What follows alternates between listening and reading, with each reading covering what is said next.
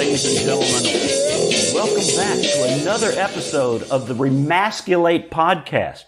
And you're saying, hey, Steve, that's not the way you typically open your podcast. And I know, because I think I might be changing things now. I used to go, hey, welcome podcast listeners and mud babies, because I called them mud because I'm Mudflap, and the people were like, well, you can't call people mud babies. And I'm like, oh, I guess I shouldn't. I didn't even think about that. There's somebody sitting somewhere Somebody's offended. He's talking about me, man. Somebody's offended. Yeah, I'm a mud baby. So I'm just going to start going, hey, guys, welcome to the Remasculate. I should do it more like this, too. Hey, welcome to the Remasculate podcast.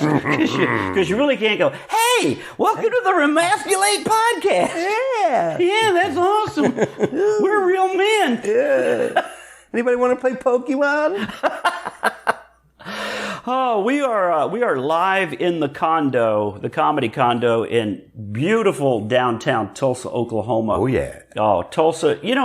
Tulsa is what other cities strive to be. Yeah. I can feel it, can't you? It is on everybody's bucket list. If you haven't been to Tulsa, Oklahoma, you don't know what you're missing. Yeah, French Riviera, South Beach. Nothing like the Oklahoma Riviera right here. This is what this is. This is the Oklahoma Riviera. It's that strip between Tulsa and Oklahoma City, right there. Yeah. Tornadoes come to party here. Yeah, they're always welcome. Tulsa. Well, we just got in trouble with people that live in Oklahoma. Yes. That's not funny. I lost a dog in a tornado. Yeah, we still can't find my grandma. Oh, man. We better stop right now. Anyway, I'm sitting here with Dougie Doug. I mean, not Dougie Doug. Dougie Fresh. What are you, Joe Biden stuttering over there? Yeah. 380 million people got the vaccine. If you get the vaccine, you're not going to you won't catch it. You won't get COVID. You won't. You'll just be a petri dish for future viruses. Oops. But anyway, I'm here with Dougie Almeida. Right, like Al Qaeda. That's what MCs always say. Like, how do you pronounce your name? I'm like, Dougie Almeida, like Al Qaeda, and they give you that look. But it's like a tomato, isn't it? Yes. Almeida, not like Al Qaeda. Yeah, tomato, Al Qaeda, Al Qaeda. Anyway, Dougie, thanks for coming on. Oh, man. Which is really odd, Dougie, because you're not 10. And I feel odd calling you Dougie. But Tim's your normal co-host? Huh? Tim? No, you're not 10. Oh, 10. 10. Oh, yeah. 10. I had somebody on Facebook once say that. Like, how can I have a serious conversation with a grown man that calls himself Dougie? I don't know. Would anybody say that to Johnny Cash? Well, he doesn't call himself Dougie. Well, I get it. Dougie's not as masculine as Johnny. Is Doug is Doug your name? Douglas? Birth name is Douglas, and my mom would call me Douglas. Uh-huh. Douglas. My friends call me Dougie. Mm-hmm. And my wife, who's Asian, call me Dog. Hey, Dog. Dog? Hey, Dog, come over here, Dog. Like Dog the Bounty Hunter? Yeah, Dog. Yeah, Dog. Oh, that's kind of racist doing that voice like that, isn't it? Well, it's my wife. Oh, okay, I understand. People said that, like, oh, that's so hack. You do Asian voices. I'm like, I've been with my wife a quarter of a century. Yeah. It's kind of rubbing off. And she still talks like that. Yeah. She's been here that long. Yes. She refuses to learn the language. Hey, why that guy get smart with me? I don't learn the language. I do what I want to do. I don't have to assimilate. Actually, it's funny because it's more my mother-in-law's voice. Oh. Like, is that okay as a comic? Like, you basically project one voice onto your storyline? Well, it used to be okay because the old days comedy was not the truth. Yeah. You know what I mean? You were just like making shit up. You just made jokes, a giraffe and a zebra walk into a bar. I don't believe that really happened. Yeah. How'd they order? We have what? Did they have cash or credit card? How did the bartender understand what they were trying to say? How big is that bar if a giraffe walked in? How tall was that door? I don't think it was. Okay, see the part. Yeah. People have just gotten so freaking weird. It's crazy. What has been your gripe these days that's taken place in this time period? I mean, is there something that's going on that really annoys you? Is it the politics of the thing? Is it the attitude of people? Is it the fakeness of people? What's really sticking in your craw? The quickness, Dougie? the quickness to judge.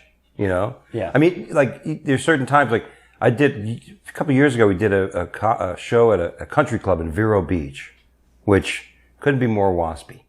And, I tell a joke, that somebody in the audience thought it was racist, and basically it's an anti-racist joke. Yeah. The joke about Richards or Dicks. Right. So this guy was funny because my buddy Lenny, I'm telling the joke, and he's by the manager, the person running the show, and this guy comes over. This guy's racist. He's telling black jokes. There's black people here.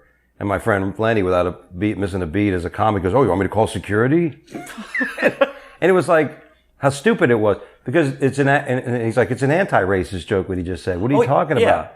And he's like, "Oh, yeah," because so it's people hear a word and they stop listening because they think they know what you're saying. Right. Well, I felt that like 10 years ago or so, people were having that knee-jerk reaction that they were really afraid, like, "Oh, you did that," and they'd look around, like, who's laughing at that? Yeah. Because they were offended for somebody. Right. And I think that's gotten worse even now.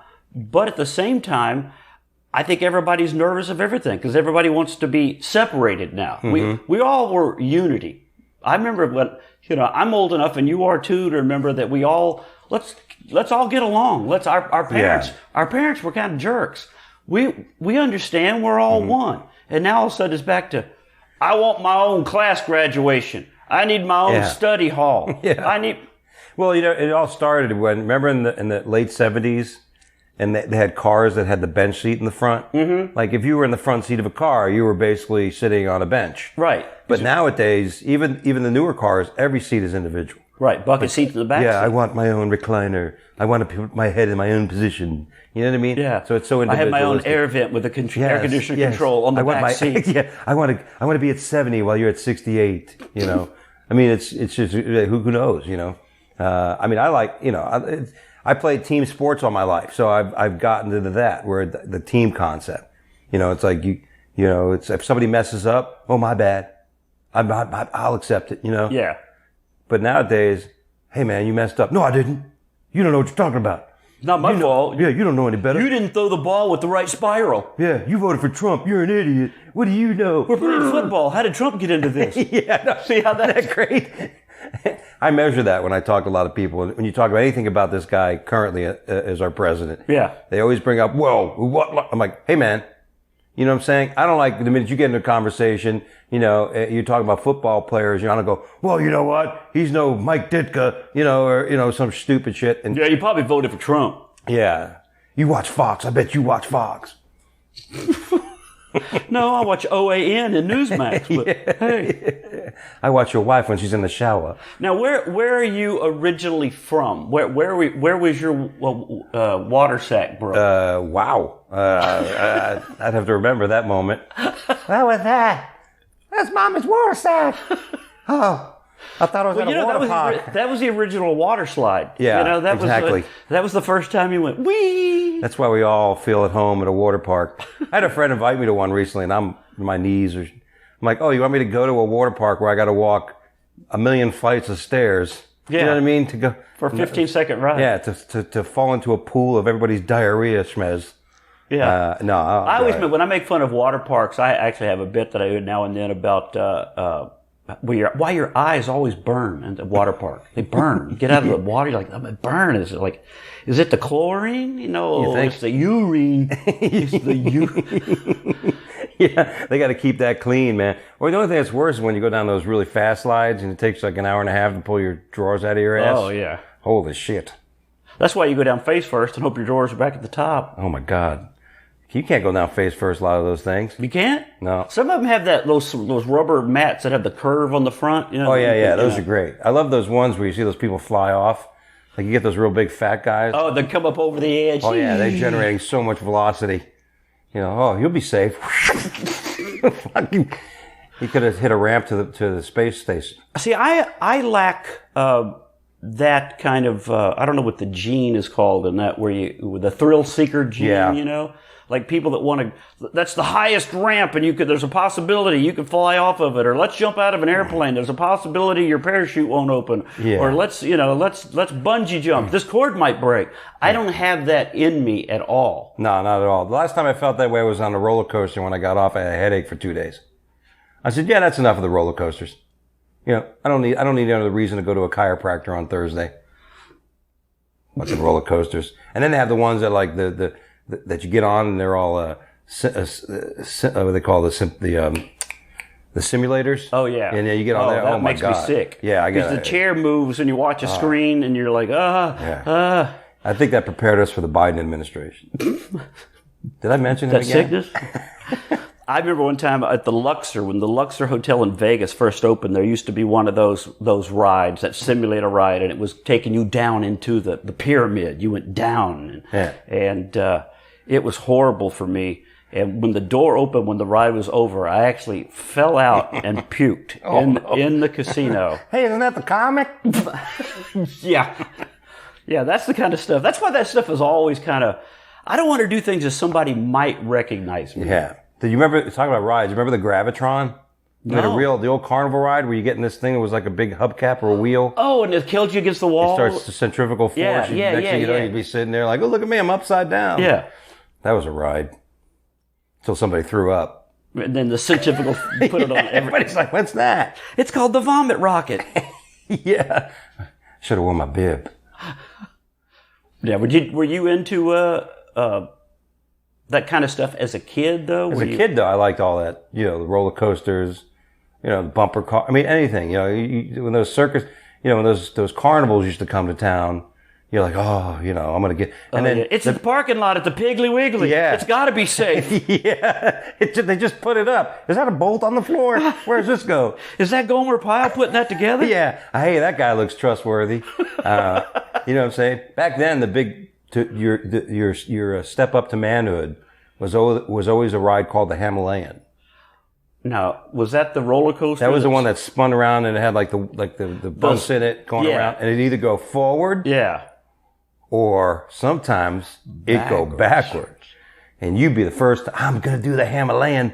Guess what, everybody? We're going backwards, and they always play Steve Miller Band. You know. Come on, keep on rocking me, baby. Oh, here we go. Shit. Well, if I throw up, it's going to land on that guy.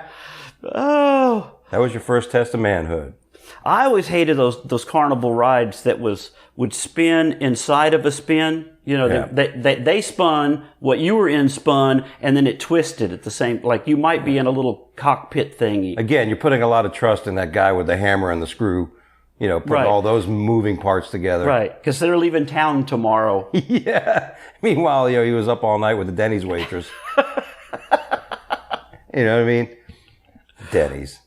But I was born in New York. Where you asked where I was from. Where Queens? Queens, New York. Yeah. It's that old joke. Most of you are from normal parents. I'm from Queens. No, that was Buffalo. Was it? Where are you from? Buffalo. Oh, I'm from normal parents. I don't get it. Buffalo, like Queens, meaning two. Yeah, I know. Hey, that's not PC. I know, but come on. God, you're trying to. Oh, that's right. We're getting canceled. That's right. This podcast. Am I going to get you canceled, dude? Holy shit! That's right. This podcast is called Remasculate. We really don't care. Yeah, you're going to get me canceled. Hold on, I'm getting a call from a club owner in Vegas. Hey, I don't want you working my club anymore. I never have. I don't feel comfortable having you in my club. I know we've been friends for 20 years, but I think you voted for that other guy. I heard that story before we met, obviously. I said, oh my God. That was amazing to me. Yeah, we just met, Dougie and I just met earlier this week. First time we've ever worked together. And I walked in the door and he goes, hey, yeah, I know you. I heard about you. I heard about you. Yeah. I'm like, oh. You're God on the right. Because those things I caught, you know, because I was pretty, especially on social media, you know, during the whole period of time, the elections and everything. And, you know, even before that, you know, and the build up and the whole 4 years of Trump. And it's like, we'll relax, like what? This is horrible. This is everything. What do you mean everything's going bad? Shit, the market's up. Like, interest rates are 0%. People going back to work. Gas is $1.70. God Almighty, we got Russia. Russia. Yeah, but he says mean things on Twitter. I'm a 50-year-old man. I'm offended by that. Ooh. You're not much of a man then. It's that's the amazing thing about how people are supposedly so hurt. Like, and I've heard a lot of comics talk about it, but the old days, the playgrounds were cement and da-da-da. There was, metal slide, cement. You know what I'm saying? And, you used to, I was talking to somebody, we used to make nunchucks out of like, you and I were talking about making it out of broomsticks and ropes and stuff. Yeah, we used to hit each other. We used to make Chinese stars out of sheet metal. Yeah. And every once in a while you throw it, hey, you hit me, yes, Yeah. So this was different. Now, everybody's sitting on a computer screen. So it's just amazing. They offend me on my computer. Hey, turn it off. Yeah. I try to relate. I was not to interrupt you, but my brother, talking about hitting each other with just dawned on me. My brother and I, did you ever play wiffle ball? Yeah. That plastic bat and the ball that had the We used to buy that stuff and just beat each other with the bats. Yeah. Because the bats didn't hurt. Yeah. So we'd whack, and you just had that plastic. Yeah. Exactly. We'd chase each other around. We'd get a trash can lid. Yeah, like a sword and a shield. Right. We'd have duos, right? Yeah. You'd have like, gladiator events. Yeah. Get on bicycles and actually ride at each other. Yeah, exactly. Did you ever do that? You take a broom and a garbage can lid, with a big fucking and you were boxing jousting. glove. you tape a boxing glove at the end. Yeah, you were actually jousting. Yeah. And these kids today are like, oh my God, he made fun of the color of my hair. Yeah, the internet's out. FML. Yeah. It's crazy. But you know what? I mean, who knows? I mean, sometimes you can relate. Like, when people get mad at symbols. Oh, if I see that statue, I can't go on all day. What? But that's bullshit. I always try to think, you know what? I'm gonna put myself in someone's Air Nike Jordans, and I'm gonna say, you know what? For example, like if I smell the perfume Angel, it reminds me of an ex-girlfriend. I mean, it just bums me out. You know what I mean? No, it gets me mad because she was a whore. Oh, okay. And so, you know what I'm saying? So she was a whore, ladies and gentlemen. Yes. Can we say that on podcast? Yeah, you can. I'm sorry, I said lady. She was not a lady. She was not. Well, she was for several gentlemen. It appeared. She's a lady. Whoa, whoa, whoa, she's a lady. Hey, what are those bumps? It's ma'am. Well, speaking of that, man, there was a lot of women at the shows this weekend that were... They find you quite hot. I'm like Elvis in fucking Tulsa. It's weird. I mean, I don't mean that in a bad way. Thanks, buddy. How the fuck does anybody think this guy's sexy?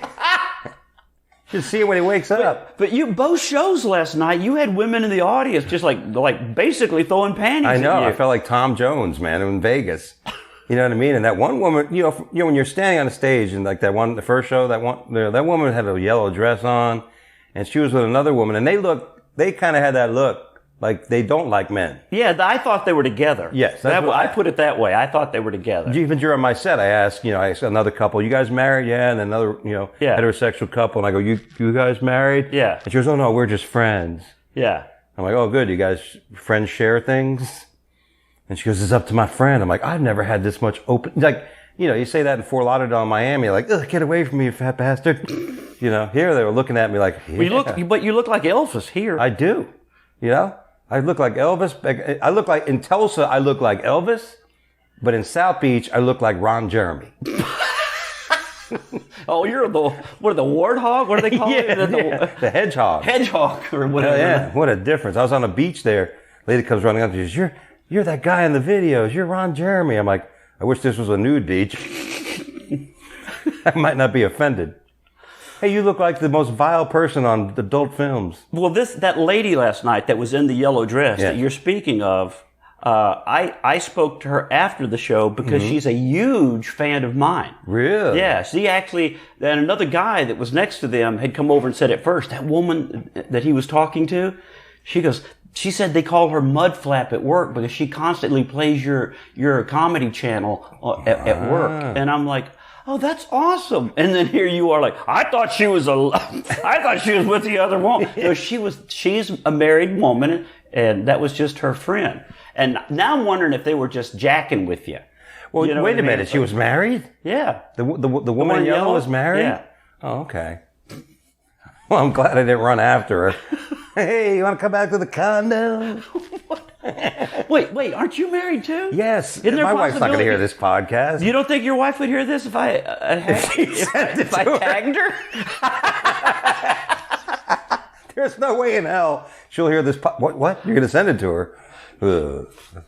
I want to post video because it was funny because like the second show, you know, I just went nuts. Even the manager says, "You're a little dirtier than normal." And she was like, "That was really funny, but that was dirtier than normal, wasn't it?" Yeah, she was like, "That was funny, but that was dirtier than normal." I said, "Yeah, I just kind of." And there was some sexy women in there too. And I'm like, I don't know how much I can cut and put on Facebook because it looks like I am going to get laid. Like everybody in the audience was like, "Hey, you going to go back with that girl?" I'm like, "Nah, man, it's all a joke." Well, you did that one joke about, I used to tell jokes about marijuana and people would give me marijuana. Yeah. And then I looked at her. So I'm going to start telling some blowjob jokes. They're looking at her. But the audience was like, ooh. Yeah, she was nuts. I mean, yeah. Hey, they were all for it. That's the thing about Tulsa crowd, man. They've been great. The Tulsa crowds have been great. Hey, Thursday night was packed. Last night was good. The shows were awesome. The crowds were just like they came to laugh. Yeah. Are you feeling that in other places around the city? Like people are just wanting to laugh, or I definitely think, especially in the last couple months, because other parts of the country are coming out of this, so they're just eager for live entertainment. You know what I mean? They just really seem eager for it. So, yeah, it's definitely better. Let's hopefully that lasts. And then people, because I only had one bad experience. Was in actually the worst time. I was doing a comedy contest at the House of Comedy in Arizona, and I was on the second show. The first show, people are nuts; they're just laughing at everything, and then the second show, they were just, it was like staring at you. Yeah, it looked like a reverse mortgage seminar. Anybody want a pamphlet? It was really scary how that worked out. Oh, man. My wife just texted me. I don't mean to do this while we're on the podcast, but she just texted me. I put a sticky trap down, and in 1 minute, I caught a mouse. That was horrible. Our next-door neighbor, Mike, took care of the guy so he didn't have to suffer. Oh. What did he do? Get his .22 caliber? I don't. Mouse is dead. Yeah. What's left of it? That's good. Do you have any? We don't have mice. Well, we had back in Florida, we had some rats in the belt. Rats. Yeah, it'd be funny. I'd go out back to let my dog out at night, and we had gutters, and all of a sudden you hear, and you look up there and you see a little rat. And the only way to get rid of them is you got to put the rat traps. Big old traps. Yeah, man. And sometimes my wife would set them because I don't get up on a ladder. I'm like the guy with the leaf guard. Doug, get off that ladder. Hey, don't you know that's dangerous? Yeah. I don't get on ladders and pogo sticks. That commercial cracks me up. Yeah. Because, they're at that seminar, and there are guys talking about, it's really dangerous. And the wife looks over at the guy like, I told you. Yeah. Jim, I told you not to get on the ladder. And I also told you to stop sleeping with the neighbor. Stop looking over the fence when she's sunbathing, you perverted bastard. That's the only reason you get up on that ladder. Yeah. Hey, are you cleaning the gutters again this week? I didn't know you needed binoculars to clean the gutter. Well, I want to make sure I got it really clean. Yeah. I had to look really down. Oh my God. Somebody like you said, it's the emasculation of men. You know what I mean? Yeah. Get off that ladder, Bill. Put down that hammer. Well, I don't know if you've noticed this or not. I was talking to a couple of people I've talked. One of them that I spoke to about this was Gavin McInnes. I don't know if you know Gavin, but he started Vice, and he has a bunch of. But we were talking about how so many teenage boys just aren't boys anymore. Right. Like they don't want to drive. It's like they're not looking forward to driving. And another friend of mine whose son was like 15, he said, "Do you want to start taking your driving lesson?" No. Yeah. Wasn't that the main goal as a teenager? To get your car, to get your freedom, to get out, do they not want to drive because of the responsibility? They might have to pay for gas, or I mean, are they scared? What are they afraid of? I don't know. I don't know if it's being like it's maybe I don't know if it's a fear or lack of interest, right? Like I remember when I went to high school, the big thing was I'm not going to ride the bus. I don't want to take the bus to school. I can't wait till I don't have to ride the bus. Because when you get off the damn bus, you're a freshman, you're like, you know. Yeah. Meanwhile, all the other cool kids are pulling up in Trans Ams and everybody's badass cars. Yeah, eating pizza out of there. You know what I mean? Showing up when you wanted to show up. And we had, in our high school, we were actually one of those high schools that allowed off-campus lunches. They stopped that for a long time. Yeah, we had that too. Yeah, and that was awesome because you would go get a liquid lunch. You know. We could walk across the street to the Dairy Queen, which was a street from our high school. You can get out there. Yeah. Well, we would get like whatever time it was. We'd get in the car. We'd go to Burger King. You know, we'd actually go, we're going to get our own lunch. It was like an independence, you know. Yeah. And that defines you. That's, it may not be a big achievement, but as somebody who's like 14, 13 years old, like I had a family member that drove like a badass, I don't care, it was like a Nova or something like that.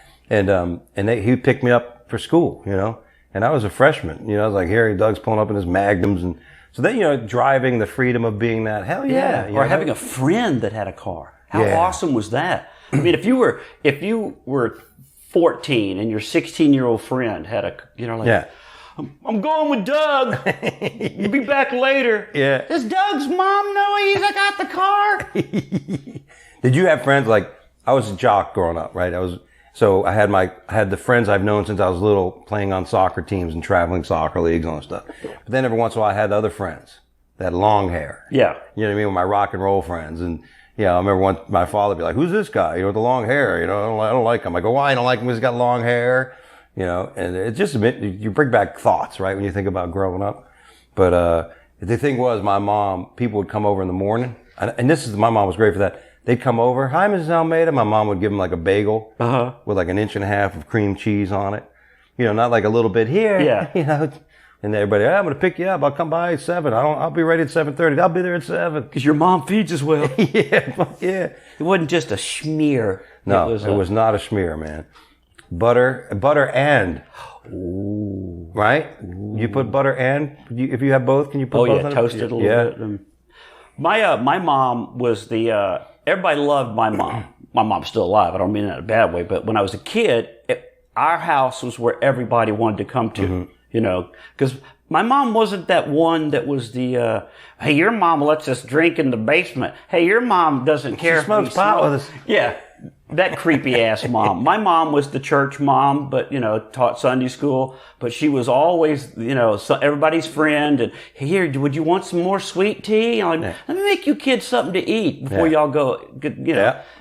So everybody, and what's funny is even now, my mom will tell me, hey, I talked to like Billy the other day. Remember your friend Billy? He stopped by the house. Like, no, Mom, that was 40 years ago. They still remember and come by and see my mom. Oh, that's awesome. That's great.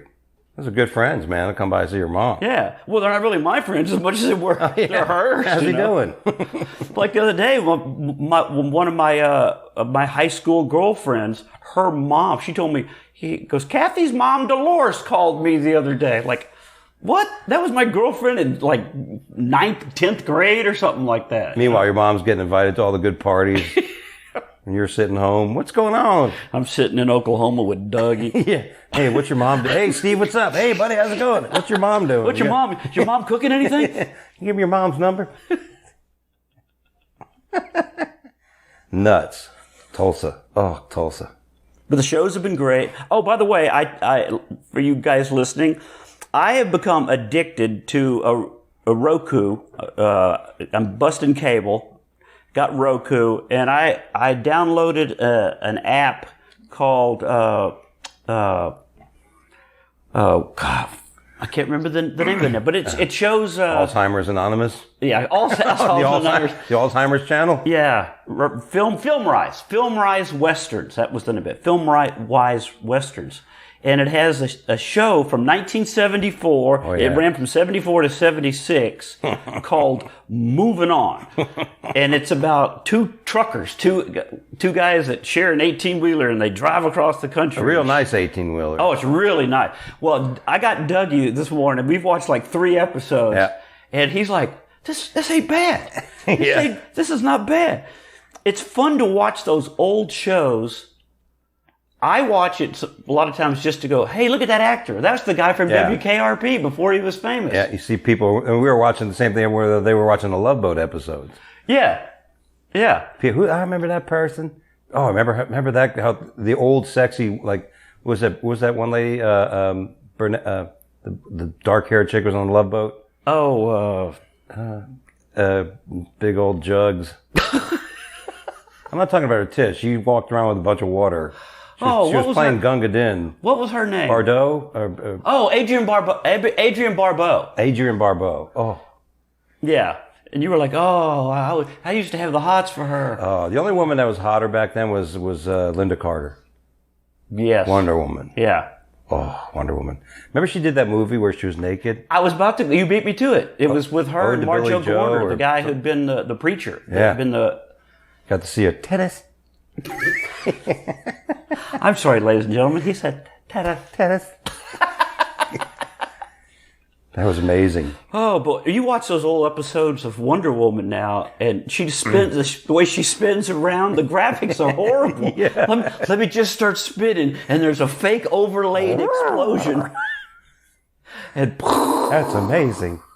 The other day, I watched an old episode of The Incredible Hulk. Yeah. The one with Lou Ferrigno. Yeah, where he was the Hulk, and he's picking up a car. Okay, now if you were to pick up a car, at the front of a car, it would angle. You would pick it up at an angle and maybe toss it, flip it or something. Yeah, but it was so obvious that they didn't show the back of the car, but the car went straight level up, like it's on a forklift. You know that's why they did it. There was a forklift under the car. Are you underestimating the power of the Hulk? I think I am. I mean, it's like I get it. It's a concept like if you try to grab a chair. You could pick up a chair. Yeah. But if you tried to grab it up by one of the legs with one hand. Right. And try to hold it level, that'd be difficult. Right. You'd need a forklift. You need Hulk strength. Hulk lift evenly. It's all Hulk that smash. Stuff. Like when you watch, you pick somebody up to throw them, and then it cuts, and it just shows them like against the wall. It's the same thing with that what was that show, Greatest American Hero? Yeah, where he would run and jump, and it would cut. He's only like 4 inches off the ground, but then it would be like. Yeah, he could barely slip a magazine under his feet when he jumps, the actor, and all of a sudden he's flying. You can tell he's falling before they cut. He's like, ooh. Yeah, there's already a split, just a hair if he's coming down already. Just before gravity takes in. But that was great watching the Hulk because again, technology, right? You watch the Avengers now, and you see, you watch the CGI. Yeah, how the Hulk looks, and then you had Lou Ferrigno with his hair all teased out. Yeah, and the fucking. I always think about the Hulk like. He would go from 180 pounds to like 700, 900, whatever the Hulk would actually probably weigh. Yeah. 900 pounds maybe. And he still had the pants on. Right. Everything ripped off. Everything. I mean, you know what I'm saying? The pants, and I'm thinking, shit, if I eat an extra slice of pizza. My pants pop off. I can't even put them on. Yeah. His toes, when they show these toes come out the end of his shoes, his sleeves start to go up. Everything. And then his pants were still on. He went from a 29 waist to an 800 waist, but them pants still stay snapped. Still fit. Amazing. I don't understand that. It's amazing. What did you see the Hulk movie, the very first one that came out? I think Ang Lee did it. Oh, yeah, it was horrible. It was horrible. It was horrible. But the Hulk kept changing sizes. That's what I remember about. Like one day he'd be like the normal size big Hulk, and then the other size he was big enough to pick up a tank. Right. He had part Ant-Man in him. He would adjust his like. I think that was the first. Right. I'm remembering when they had the film of it. That the Asian guy who filmed it, he did the Hulk.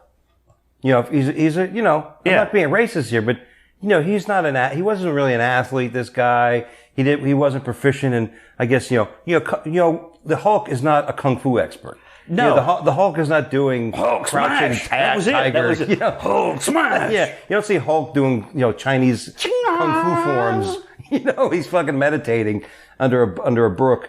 But it's like so when he did it, it was really awkward. It's like his mechanics and everything. That's not Hulk like. Well, it's the same guy that played Godzilla. So he wasn't used to he still has some of those movements in him. Yeah. Hey, I didn't know the Hulk had a tail to swing around.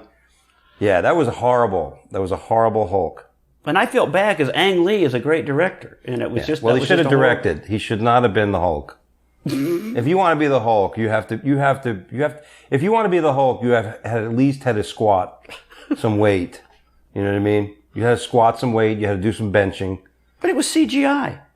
It was just somebody in a blue suit with black dots on it. And, yeah, but it had all that. It showed his mechanism.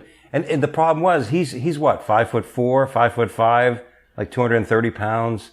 You know, he's like Louis De Palmer. You know, you might as well have Danny DeVito as the Hulk. Actually, wouldn't that be hysterical? It was just a little tiny Hulk. Yeah. Just don't make Louis mad. He's like the Kevin Hart of Hulks. He's amazing. I'm surprised Kevin Hart hasn't done that because he's in everything. Yeah, him and The Rock. Oh, hey. Speaking of The Rock, now I don't mean to start rumors because I don't know. I asked you this the other night. What's that? Was he talking about The Rock? Yes, The Rock. The Rock. Like a rock. He sure is. I posted a picture of The Rock, just a goofy picture from The Rock from Jungle Cruise, and everybody made all these comments about him not being really very manly, and why hasn't he ever kissed a woman in his movie? And Rock has never had a sex scene in any of his movies. Why is that? And I'm like, I never even thought of it. I mean, that stuff never dawned on me, but all these people were posting, and you saw it. Yeah. Can you smell what The Rock is cooking? It's man's ass. Dougie, if you direct that to Dougie, that's Dougie at gmail.com. I've been vocal on The Rock. Like, I love The Rock as a person. Like, you can tell the guy's a great guy. And, you know, I've never met a mean Samoan. Like, you know, in my life, every Samoan I ever met was the happiest person on earth, basically. Yeah. And it was, you know, it's amazing. But as an actor, okay, you know what I mean? Like, enough. Like, he's a bad, like, the one he's with Jason Strathmore, the guy. Statham or whatever his name is. Yeah, stand-up. Yeah, the English ball guy that does karate. Yeah, when they the hubs and whatever, when they have that's pretty cool. You know, action, good. But don't turn him into a comedian. You know what I mean? No one wants to see a funny big guy with muscles. You know what I mean? What about Arnold Schwarzenegger? Well, that's different. Remember when I told you I would kill you last? I lied. Yes. You know, there was always that bit of humor in all of Arnold's old movies. Kindergarten Cop, Twins. Yeah. Because he would, you know. It's not a tumor. It's not a tumor. Hey, we're practically twins. Poor Arnold.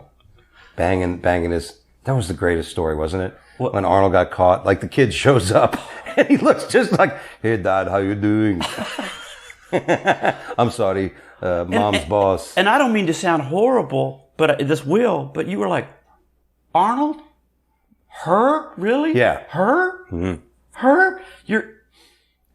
That's not even as good as your wife. He might have been hanging out in Tulsa for a few weeks. Because he was. Now listen, I love it. Like I said, they're hot, you know. If I wasn't married, I would definitely be thinking about, no, I don't know. The Arnold's maid? No. She was a big woman too. Was she? I mean, she looked like, you know, like a built, like, you know what I mean? He's like, yeah, I don't know if I want to sleep with you or bench you. Yeah, get on my shoulders backwards and I'll squat you. That was interesting. But it had been funny with that kid showing up at the house and, you know, one of the Kennedys basically is going, he kind of looks like Arnold. Because all the Kennedys look alike. Yeah. There's something in that DNA that they all have that weird wide face and big jaw. That's right. We're the Kennedys there. The Kennedys were the family that was allowed to get away with anything, much like the Clintons these days, right? That you didn't cross the Kennedy. Well, based on the way JFK was killed, I don't know how far he got away with much after, as opposed to Hillary or her husband. Yeah, but that's somebody we are never going to know the truth to that. No, well, you know, because they're on the favoring side of the deep state, right?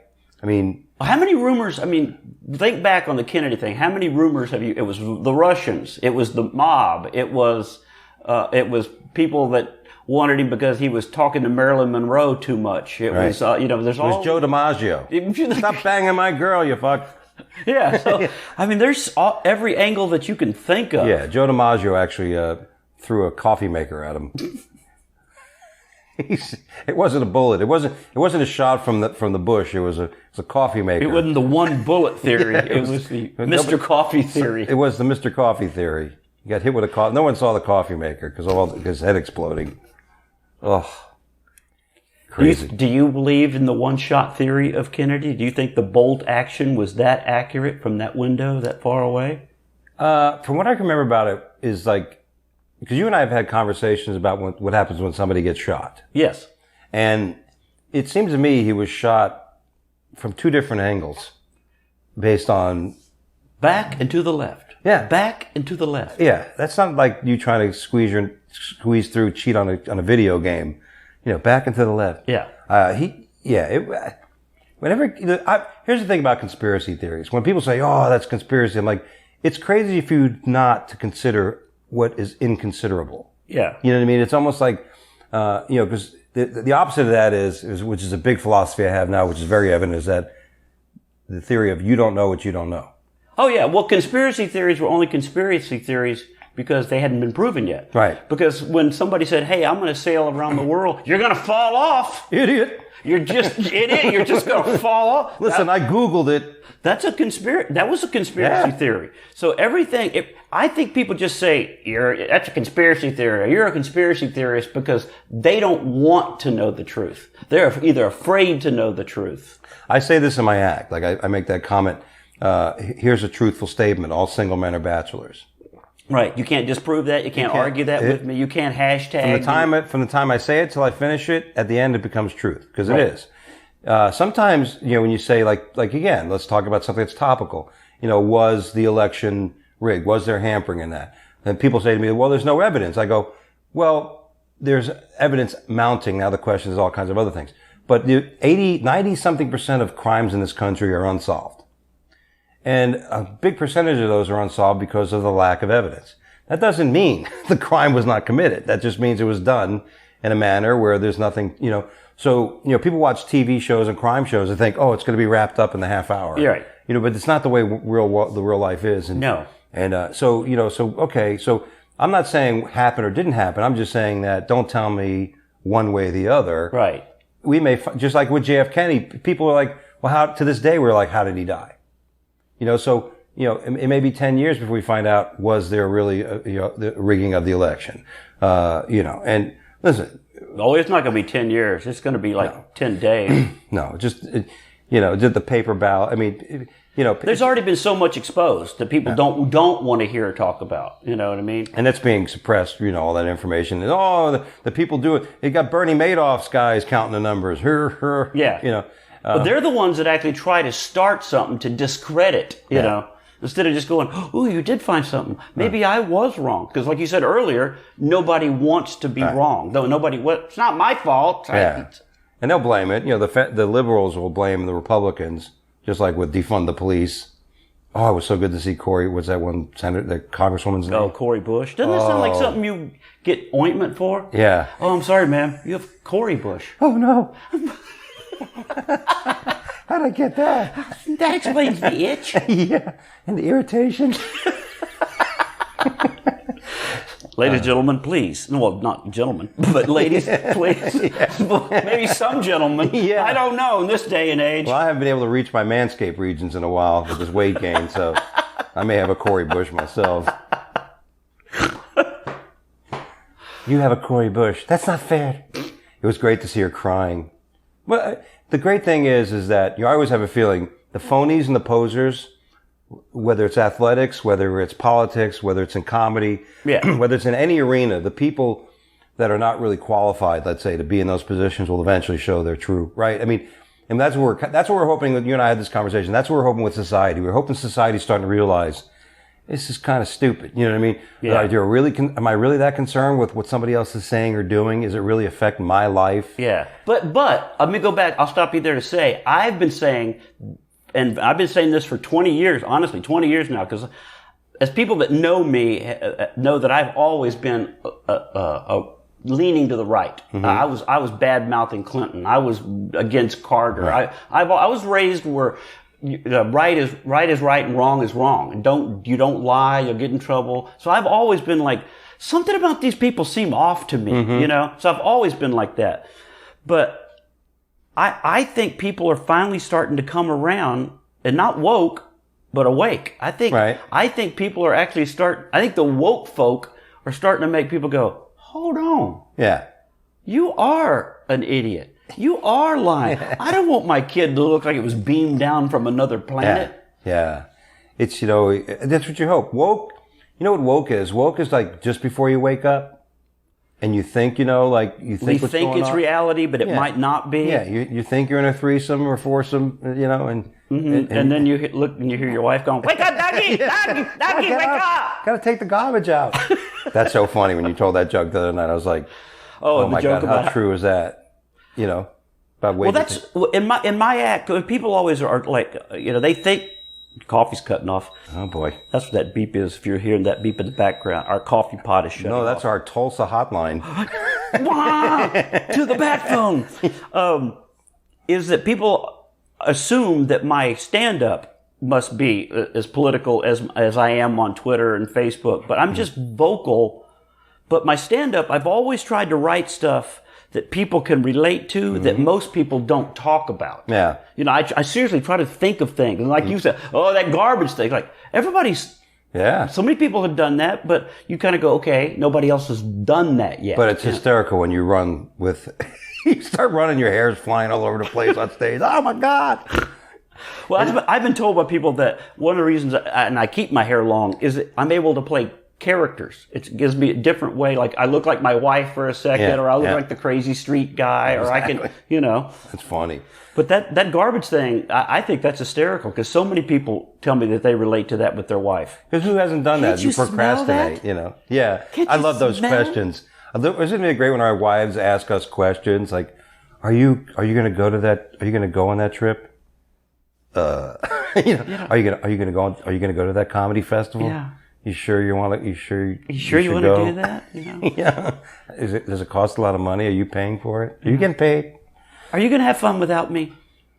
The garbage thing just reminded me, because it's a comic. You always find stuff like premises for your humor, right? Yeah. So I used to do a bit like I smoke pot all the time. We do nothing. So my wife was like, "Get up and do something." You know. So I got up and rolled a joint. Yeah. Yeah. Oh, you're right. I got to go buy more weed. He's leaving town. But I'm like, oh yeah. So I got and walked, taking the garbage out, and my neighbor's like, hey Doug, the garbage is tomorrow. I'm like, I know, Bill. It's just a practice run. just prepping, just make sure I don't screw it up. Yeah, I don't want to upset her. It looks like I'm taking it out. Yeah, but that really does happen to me all the time. The garbage thing. If I take it and I set it by the door, and you hear the truck. Actually, you hear the truck, and you think, oh, I'm gonna run out, and it's the block behind you that you're hearing the truck. And you're out there holding the garbage bag, and your neighbors are looking at you. Yeah, they're rolling their stuff back in already. Hey, how's it going, Steve? Yeah, probably should have listened to your wife. You probably should have listened to your wife. But see, it is interesting. That's about completion, right? That's like, because I have a bit of more ADD now. So if I was in that position, I would actually put the garbage down at the edge and I go, no. Because sometimes you'll do that, like, I don't want to open the garage door. It's late. Yeah. My wife, I'll do it tomorrow.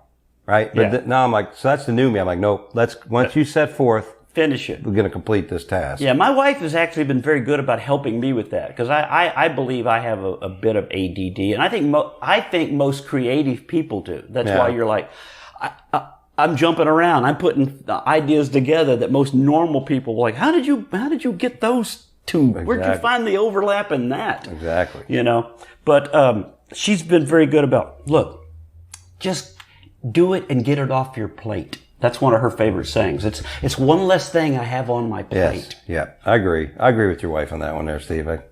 Next time you fuck up, I'm going to call her and say, hey, do you got Steve's mom's phone number? I heard she's got some good food. Yeah. I'm going to go through Steve to get to his mom. Now, speaking of relationships, how did you meet your wife? I was trying to say Asian wife, but I don't want to narrow it down. Yeah, as opposed to my My Hispanic wife I have in the other room. Now, do you call her your Asian wife? No, I don't call her my Asian wife. I don't know. See, I don't know the term. I mean, where's my she? Asian wife, please come hither. Well, where is she from? I mean, is she Korean, Japanese, Chinese? What is she? She's Cambodian. Cambodian. Yeah, okay. Yeah. See, because you mess those up, you get in trouble. You know, if you call somebody Korean and they're like, "Oh no, how dare you?" Yeah, you know, it's like if you call someone who's Mexican, Puerto Rican. Yeah. Oh yeah. Yeah, they could be. And people do that. You know, it's like, is there? Oh, there's every. You know, and that even happens in Spanish. You know, our family is basically from Spain. You know, our Spanish is from the Europe Spanish. Right. And it's different. Different type of Spanish. It's a different type of Spanish. And I've had family members on the monarchy side of the equation.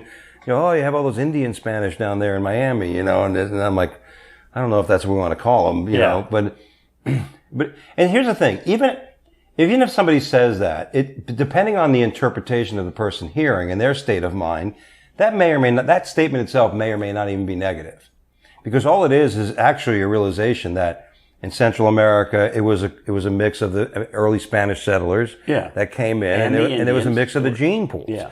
And that's all. So it's not saying Indian like, you know, they're shorter, taller. You know. Yeah. It's nothing to do. It's like, so for somebody to go, that's really rude for you to say something like that. I'm like, I don't know if it's rude. It may not be necessary. It may not, but as for being rude, it's just somebody. Well, have you noticed, and speaking along the same lines, I do a joke about, like loud music coming out of a car. Mm-hmm. And my wife goes, "Where's that coming from?" And I go, "Oh, it's probably the Mexicans next to us."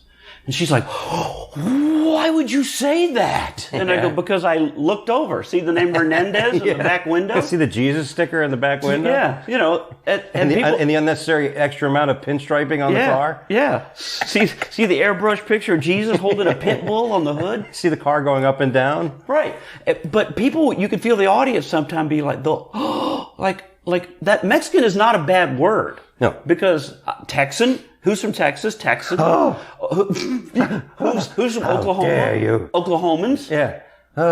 It's like we've gotten this weird thing about you're not sure, you don't say certain words, don't point out differences. Don't label me. At the same time, they want to be celebrated for their differences. Don't label me, you white supremacist. Hey, wait a minute. Wait, didn't you just label me? Wait, hey, this is not fair. But that's it. You know, we're in that area, right? Do as I say, not as I do. And that's what I think.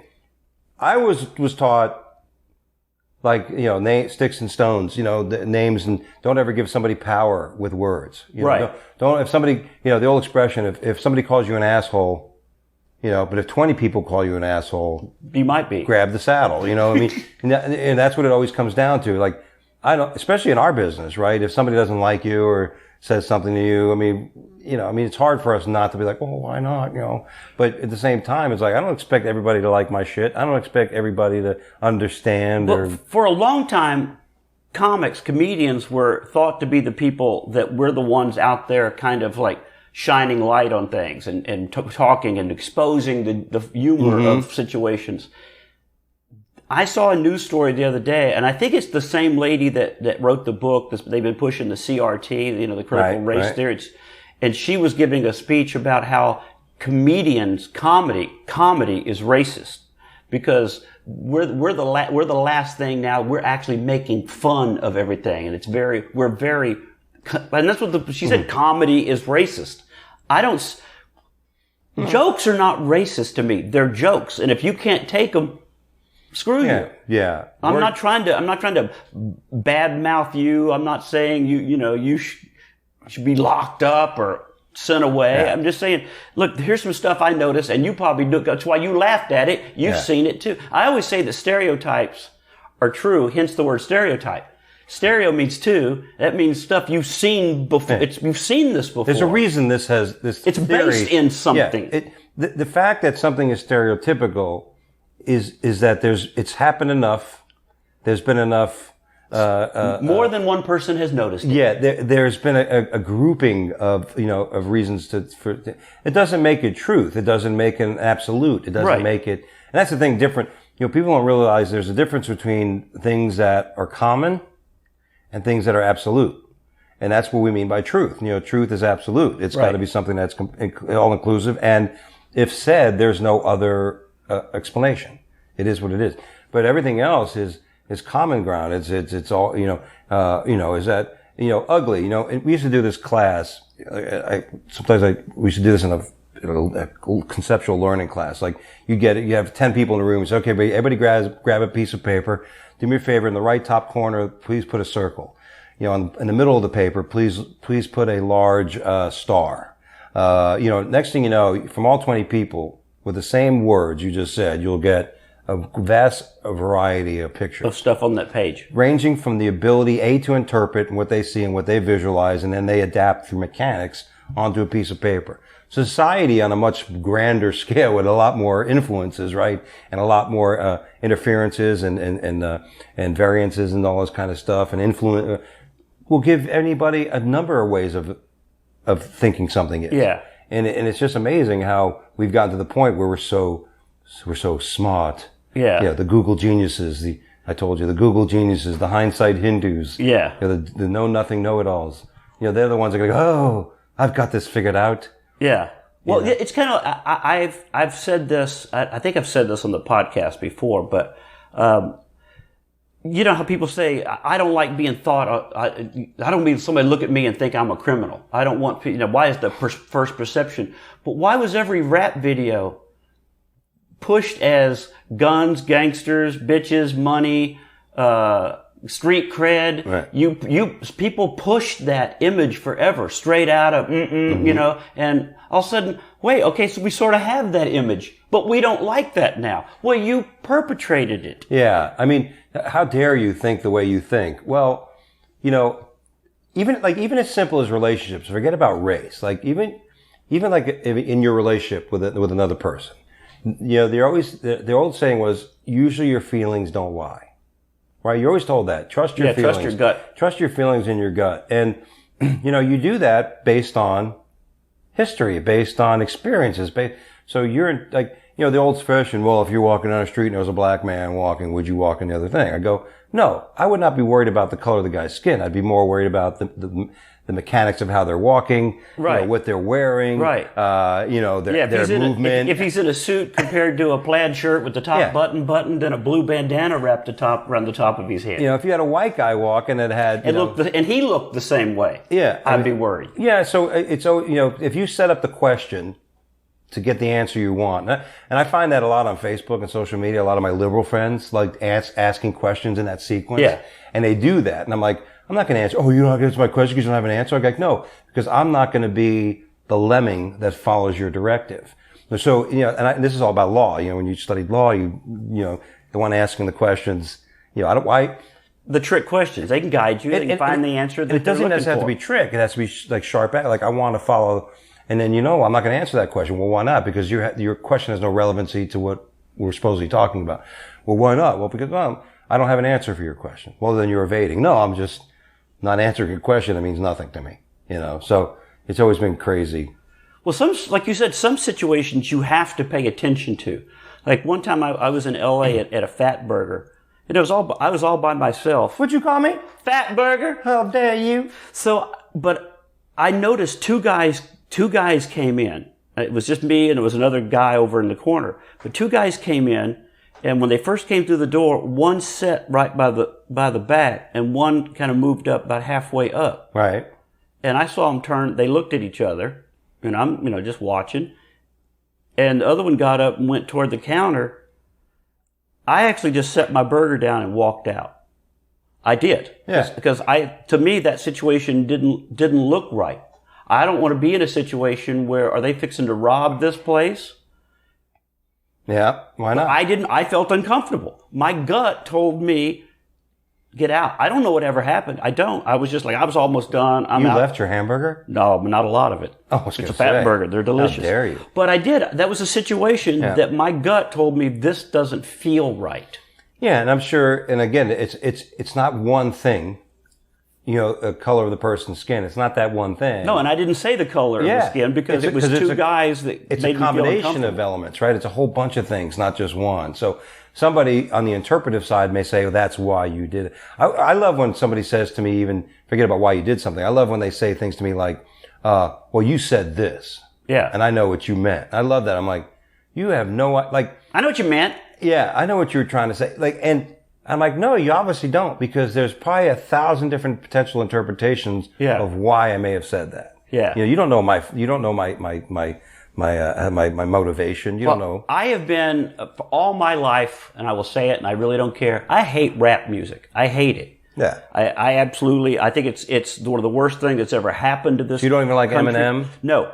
And that's where I was going with this. I hate it, and I've made fun of it forever. I hate that rap has invaded country music, because you can't do that. You can't call it new country. Just like rap and hip hop are two different things. Right. They're two different. Jazz is not the blues. You can't put stuff together and call it, oh, it's new country. No, it's shit. But I've always hated rap, because especially when you just go, there's nothing to it. It's basically a Dr. Seuss to a fart machine. I mean, that's basically, you rap. So you stuff hated it on the level of music itself, because it's all synthesized generally, or mostly, or just or ripping off of other people's. Yeah, I just don't. I don't like it. Well, I was making fun of it one night when it first. I'm seriously. This is early '90s, maybe mid '90s, whatever. But somebody shouted out, "You just don't like it because it's black music," and I go, Eminem's white and he sucks too. You can't assume. I'm just saying I don't like us. There was Eminem. There was Ice-T. I mean, Vanilla Ice. Yeah. Don't assume because I don't like something. It's only because it's not. I think the problem we get is when we say we hate something, right? Like I don't know if I would say I hate rap music. I don't know if I could say I hate country music. I'm not a country music fan. You know what I'm saying?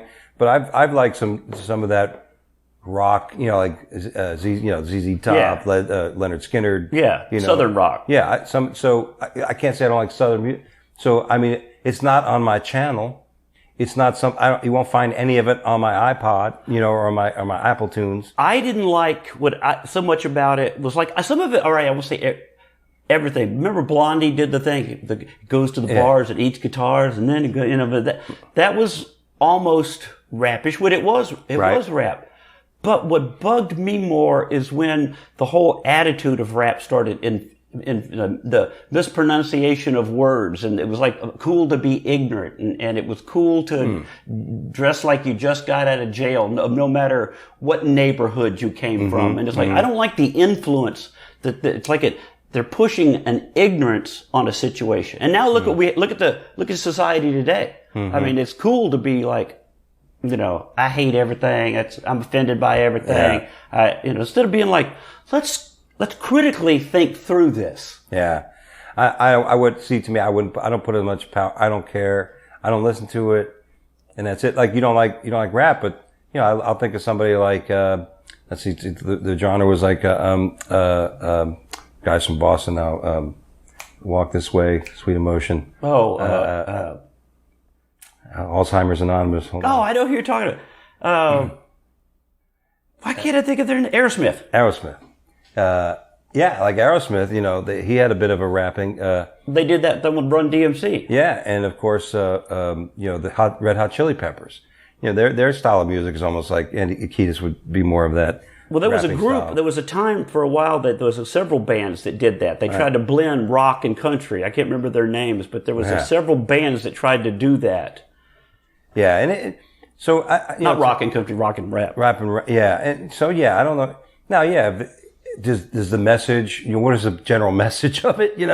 I mean, I don't listen to music for the message. Honestly, as a musician, I sing and I play guitar, so I like the rhythm of it, like the beat. But I liked Prince. I liked. I loved Prince. Yeah, I really did love Prince. I mean, I was the guy who wore a purple suit to my homecoming. I actually used to wear the gloves in the 80s. Yeah, I wore the gloves on stage like that. I did that. I used to play in a band called Sightless Cry, and I was the lead singer. So, yeah, man, I loved it. And but then at the same time, I loved Queen, I loved Aerosmith, I loved Van Halen, I loved Black Sabbath, I loved, but I had 3 older brothers, and that's the influence too. I mean, that's the thing. If you believe in something, you generally believe in it because of the path you've been on. It's not like you selected a lot of this shit. I don't know how much of what we believe in is something we select and just not something that becomes us, right? I mean, so to insinuate somebody's this for that belief, if somebody's that for that belief, it's like it basically assumes that I've chosen to do certain things on a level where I'm conscious about how I'm doing it, as opposed to just. Well, it's kind of like that. It's like what I hate about the whole white privilege attitude is when you talk to some of the rednecks that you and I have seen or met, and you're like, I don't see any privilege in their life. Right. So they're driving a 40-year-old truck with one ball top. Where's his privilege? Yeah. He's barely making it. I've been saying this. No one has a monopoly on adversity. Everybody deals with it either all at once, spread over life. Some people deal with it differently. I always wanted to be a professional athlete, right? I went to college. I was a soccer goalie. I'm 5'9". So my adversity was completely different. And I battled and there's an old saying, what doesn't kill you makes you stronger. Yeah. So with that principle, whatever the adversity is that you call privilege may be a weakness. And I was on a liberal guy's podcast one time and I said, sometimes privilege is a weakness, because you think you don't need to, you already have that in your shelf of knowledge. So you don't even work on it. I relate that as when I grew up playing soccer. I grew up in an area where, soccer is a new sport, but my father played in Europe. It was part of our culture. Right. We always liked soccer, so I had an advantage. But the privilege part came when I took advantage. Instead of training even harder and escalating from new levels, that privilege to me was like, I'm here. I'm ready, good enough. Well, what do you think about the female soccer team losing and our female? What was her name? Rapaho. Yeah, that's that one guy was calling her Rapinoe. Yeah. What do you think about that? What do you think about the whole woke Olympics? Doesn't it feel weird that it's not just you're there to represent your country? It's all about some kind of raising an X above your head and the Olympics is about your nation, representing your country. Yeah. You have your country's flag on your shirt. You're representing the development of athletes and the ability of the athletes of that nation. And but we've become an individualistic society. But it's like me. So, from the time where the one girl who was third in the hammer throw got all pissed off. Oh yeah, turned her back. Gwen Berry or her name was. Yeah. That no one will ever remember again, ever again. But they talked about her, not the winner. Yeah, the two that advanced, and but they brought her up because she got all mopey-eyed and shit because they played they didn't tell me you're going to play. You're at an Olympic trial. Bothers you? Why are you representing that country? Yeah. So I want to take advantage of certain things and then get mad at it. I mean, that's disgusting. You see that. And then you see the one girl who won the wrestling and she was like, I love my country. I love America. I'm so glad to represent my country. Hell yeah, because, listen, it's not like listen, I'm sure, if I'm a young black man in today's, I have my challenges, I mentored a lot of people. I mentored for the Boys Clubs of America. I mentored 4 young black men when I was in my 20s. And, and I used to always say, look, I can never be in your shoes, right? I can never really truly understand, but I will try to, I know this. I think this is pretty universal regardless of your race. There's a million reasons why you'll fail in life. There's a million reasons. Any of us will fail. There's a million headwinds that are hitting everybody because, like I told you, not everybody can walk on the moon. Meaning you may want to do that. But if it's really something worthwhile, it's not going to be easy. Yeah. So there's a million reasons that you will not do well. There's only one real reason that you can succeed, and that's you. And you know what? Believe what you want, buy all the shit you want to buy. But if you take on that, it's like comics. In our business, they say, oh, don't hang around toxic comics.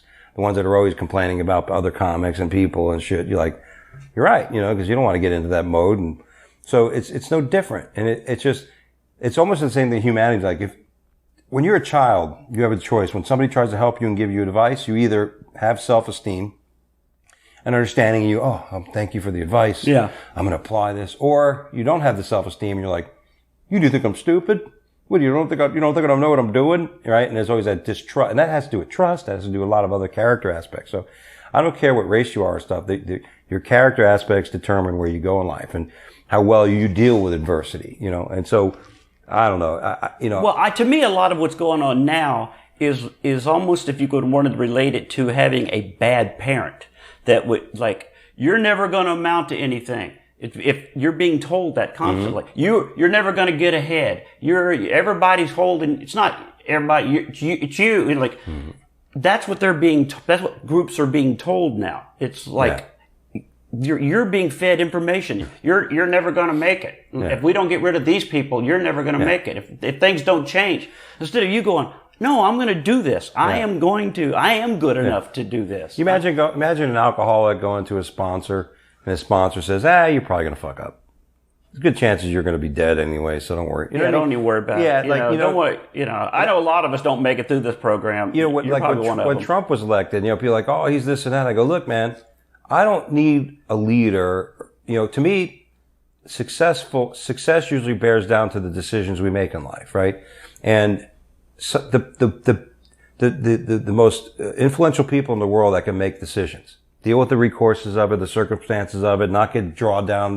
Why did I do that? These are people that can make decisions, stand by it, and usually because of that process become more proficient in making better decisions. Yeah. And, so people nowadays are like, oh, why does that CEO make billions of dollars? Well, because they make more decisions by 12 o'clock in the afternoon than you make in a lifetime, and do it with the consequences of many's. And not afraid to take a chance. Right. I'm going to put a bunch of money on this, and I think it will pay off. Yeah, that's why they're getting paid. The only thing most people have the ability to do is get up in the morning, show up on time, and some people can't even do that. Yeah. When I get there, I'm going to be good, I'm going to be productive, and that's all that a worker does, right? That's all your responsibility is. But if you're the leader, so when people say that about Trump, I'm like, look, I don't give a shit about who, if I'm going to try to get my family member off drugs, I'm not going to hire a nice person. If I'm going to try to get a losing team into the winning bracket, I'm not going to hire a coach that's going to be everybody's friend. Yeah. Well, that's what I'm hearing about the military now. I know people that they're like, we can't train them anymore. We can't. The old days, you had to break them down. You broke them down to rebuild them as a team. Right. And now they're like at these stress cards. You've yelled at me too much today. Can you imagine? Can you imagine what we're... Yeah. Well, the Russians, I don't know if there was something they showed, like the Russians came out with the stuff that, the American army's becoming a bunch of pussies. Yeah, they in their ads. Yeah, they say, look at these big fucking Russian people running around and being tough and hardened by nails, and you got these, you got these American soldiers. I think it was Tucker Carlson actually ran a back-to-back commercial of the Chinese, like marching, they all in one step and looking, and then it cut to the commercial. I had two moms. Yeah. And I'm, it's like they had this whole like, okay, one is actually training you to be a marching, killing army. Yeah. The other's like, we're woke. You can join us. It's okay if you break a nail in the bunker. It's and it is, and I mean, who knows? I mean, people are thinking that we're being prepared for the slaughter. I don't know. I just hope, the only faith I have is that, like we were talking about, I see society waking up, not to the woke, and going, nah, that's bullshit. Nah, you need to get over that. What needs to happen is people need to actually stand up to that stuff. They get so nervous about 6 people on Twitter complained, what about the 300 million people out there in America that went, I hadn't even heard about that.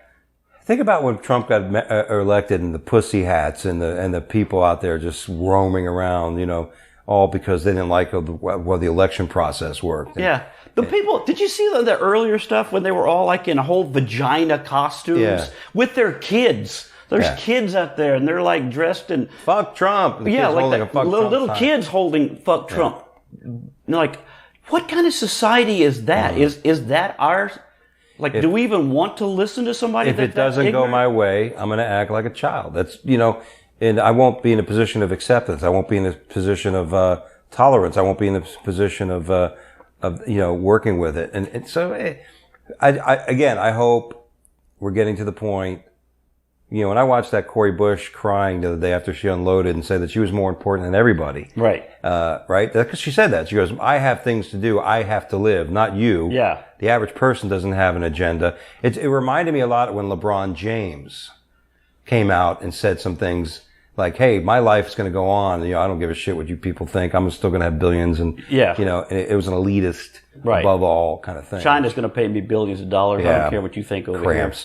I had Miami season tickets for years. What's worse is that, and I'm not a big fan, so I don't know, is that John Cena, when he bowed down to the Chinese and then did it in Chinese, actually apologized in Chinese, for acknowledging Taiwan. What? How you've actually learned Chinese to help you suck up more to the Chinese? Well, I mean, if it's never been evident, Disney, the NBA, all these people, you know, they're going where the money is. And that happened in Africa. You know, China went into Africa to get rare elements and all kinds of things that people don't realize. Like, oh, China, they're trying to take over the world. I mean, they want to unpeg the US dollar. And people are like, what's wrong with that? I'm like, if you think you are low income in this country now, and the US dollar gets unpegged as the global currency. Yeah, wait till you're paid a nickel to sew a shoe. Wait till you fall into the labor size of the entire globe.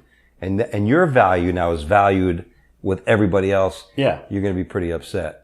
It's like a bunch of fat people realizing they got to get up and do 20 sit-ups and 20 push-ups every morning. Yeah. They're not going to be happy.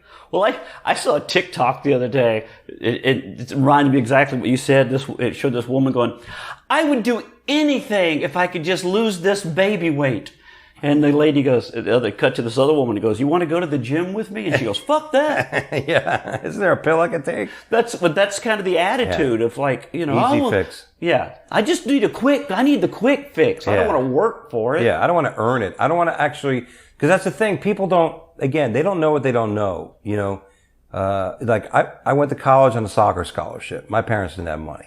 I knew I was not smart. I knew I knew what I had to do, you know. Yeah. And thank God I had older brothers who I watched fail in the process. That was my inspiration. That was privilege for me. I had older siblings, right? Yeah. Did I ask for that? Did I choose that? Did I have somehow a power? So I dealt the hand I played the hand I was dealt, and I went out and I did, you know. So, but, you know, what are you going to do? You have to do what you possibly can do to move ahead. That's all you got to, and it'd be crazy, if you do have privilege, you'd be crazy not to utilize it. In some way, some form. Yeah. Even if it's a tiny bit of privilege. Whatever it is, like if I'm a comic and I want to go work at a club, privilege is, I know somebody's going to be working there next week. Yeah. Will you drop my name while you're there? You know what I mean? Hey, can I come to a spot? Yeah. That's privilege, because an association that you've encountered, that's a privileged situation that other people don't have. It doesn't make it unfair to others. It makes you fortunate. No. And I think you can use that in a good way. And I don't want to mean, this is not to name drop, but I guess it is, but I don't know. I'd never worked with Brian Dunkelman, who was one of the first hosts of American Idol. Yeah. And I knew I knew the name, but I'd never worked with him before. And I did a show with him, and he was a super nice guy. Mm-hmm. And we've become, he's very liberal too, right? Yeah, very liberal. We get along. Yeah. It proves that we could agree on stuff, because funny, we got to talking, he goes, well, I kind of agree with that. A lot of liberals are more conservative than they want to admit. And let's say something. When we say liberal and if I talk bad, it's always the fringe, because here's the thing. You don't hear about the liberal who's real, like a true, like balanced person.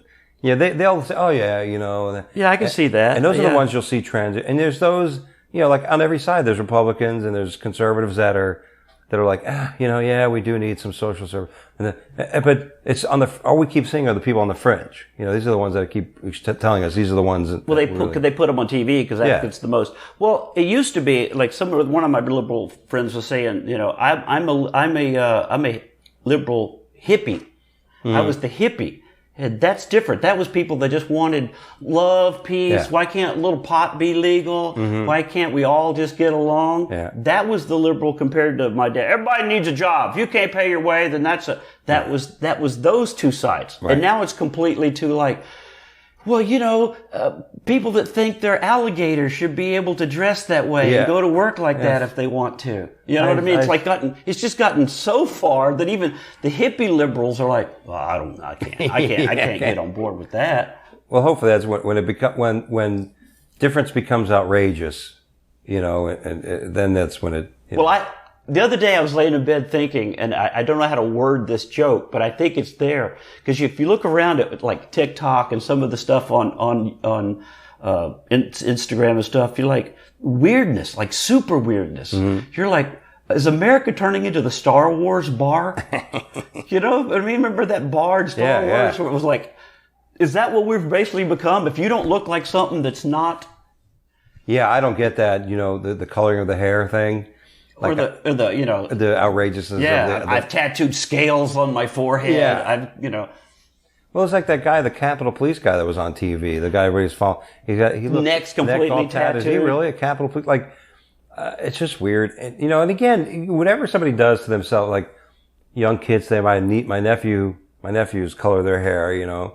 I'm like, all right, you know, that's cool. You know, and listen, who am I? You know, like, I don't give, like, I put purple when I was in high school. I took a back of my hair being a Prince guy. I took a back of my hair and I had longer hair and I made a big chunk of it like purple. Did you? Yeah. Unfortunately, the way my hair's so thick, it turned orange after a few washes. I actually had orange hair for a while, and people that said, you look like the Heat Miser, because I used to wear a big pompadour. I had a big giant pompadour, and like, you look like the Heat Miser. Heat Miser, he's Mr. Sun. And at one point, I dyed a white stripe right down the center of my head. Really? So it looked Were like... you trying to get laid? Yeah. Well, Did you care? It looked like Pepe Le Pew, because I had it black with a white stripe. Yes, we did some things, but it was never so far. It wasn't so far gone that you like. I'm amazed when I see the people with the earrings that open up their earlobes and shit. Yeah, the giant. Like, what are you going to do when you have a plate in there at one time? What are you going to do when you grow out of that phase? You know, you're going to be sitting there. Oh, I tripped over my earlobe. Grandma. Yeah, Grandma, can I put my frisbee in? Raise your chair up, boy. I can't get my ear out from under it. You're sitting on my ear. I mean, there's some stuff. But again, to each his own. Who am I to tell you how to wear your earlobes?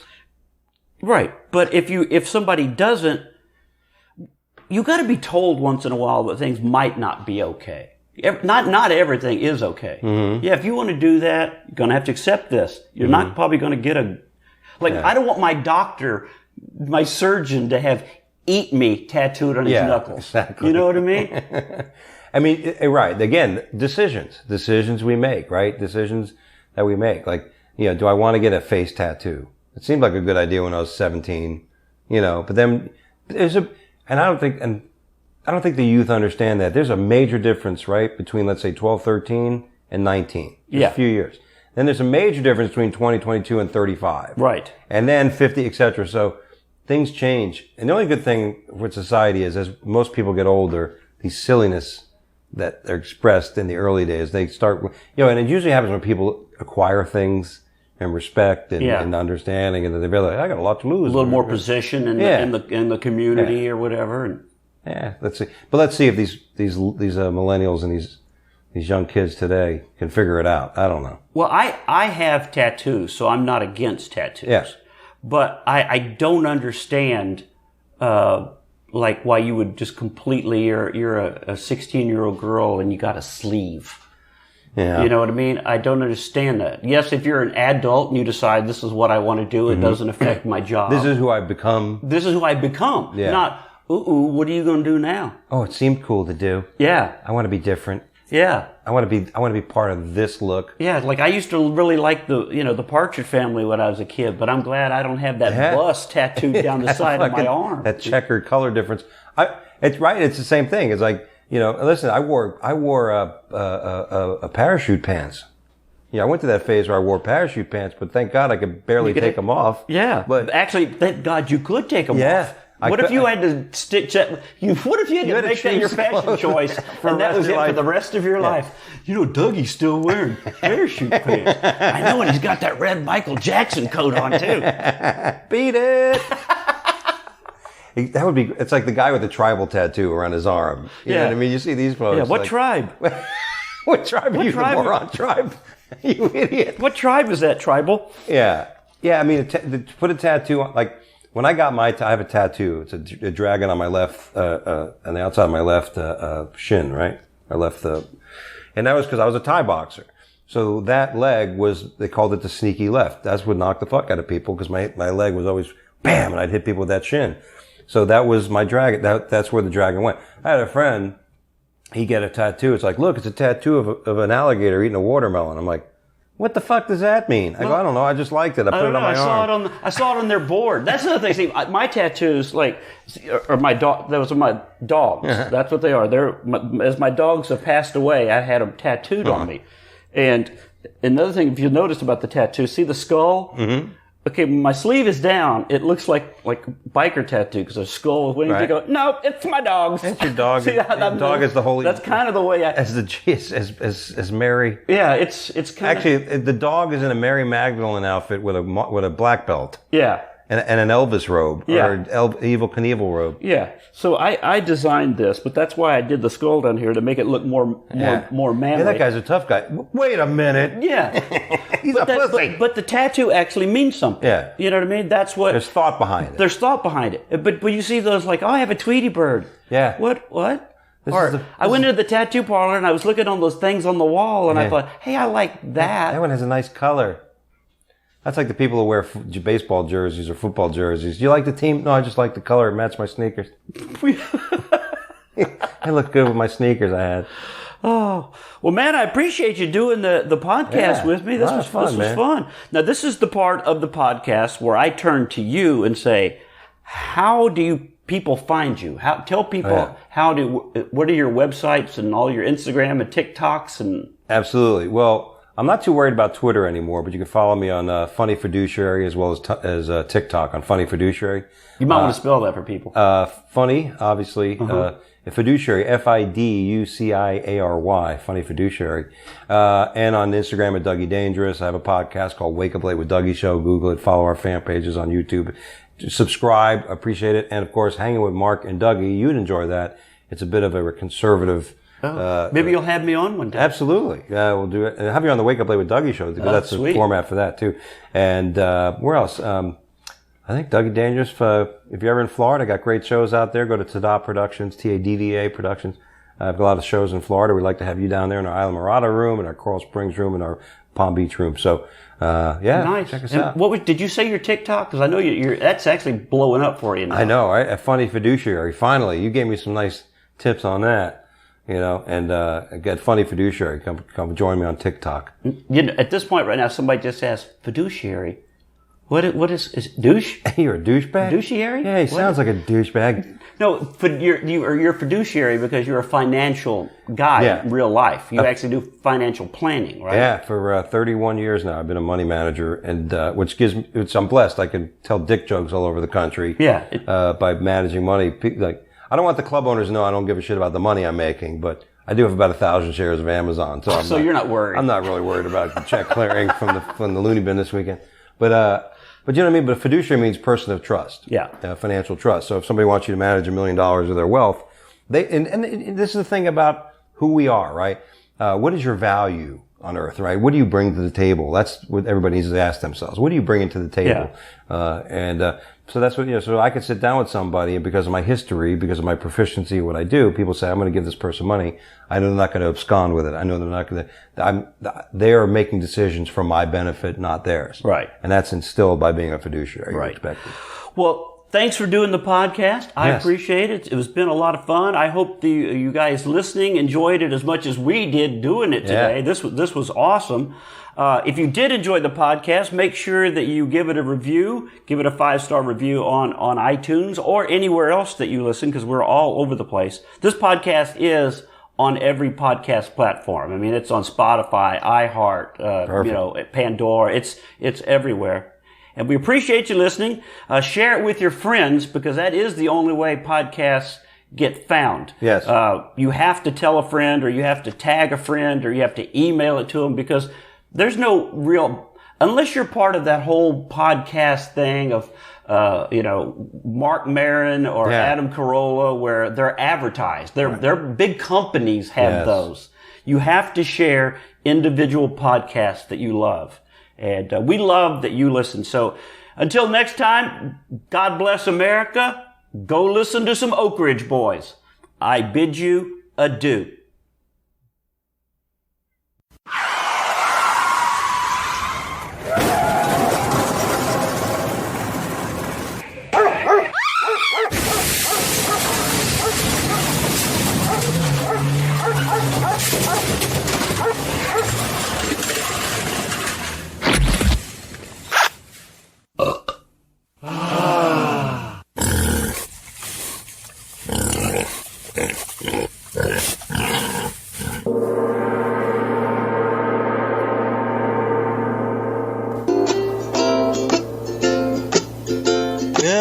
basement of the Mudflap house, flapping and poo, and they're under with the grains and news.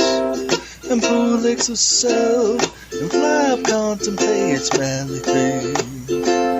He thinks about guns and trucks and Stooges 3, men and boys, and that doesn't sound right. He thinks about boobs and bacon and power tools. Come with me, let's remasculate. Oh, won't you come with me and remasculate?